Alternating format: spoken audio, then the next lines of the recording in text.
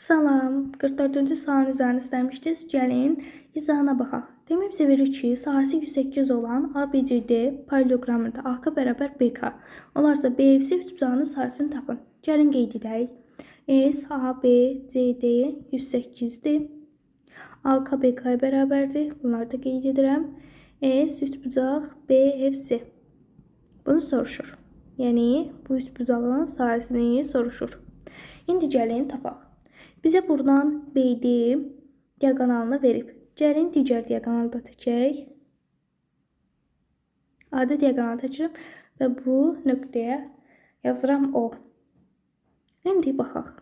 Burada ABC üçbucağında KC medianda. Bunu bildik. Həmçinin burada AO OC-yə bərabərdir. Niyə? Çünki biz demişdik ki, paralelogramın diaqonalları kəsişir və kəsişmə nöqtəsində yarıya bölünür. Yəni, AO OC-yə bərabər olacaq. Demək, BO da median oldu. Gəlin, üçbucağın digər medianını da çəkək. Bu medianı da çəkirəm. Buranı da qeyd edirəm. Burada gəlin bir M deyək. Üçbucağın üç medianı çəkdik.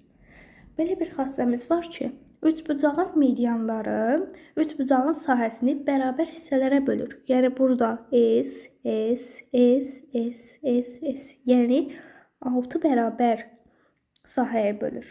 Gəlin, buradan yazaq. S üçbucaq BFC bərabərdir 2 S-ə.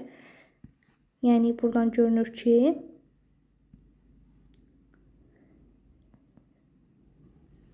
bu üçbucaq 2S-ə bərabərdir. Və biz bilməliyik ki, paralelogramın diaqonalı onun sahəsini yarıya bölür. Yəni, bu tərəfdən ACD 54-dür. ABC. Bu üçbucağın da sahəsi 54 olmalıdır. İndi gəlin yazaq. Biz buradan ABC üçbucağının sahəsini 6 istəyə bilərik. O zaman 6S bərabər olar 54-ə. S bərabər olar 9-u.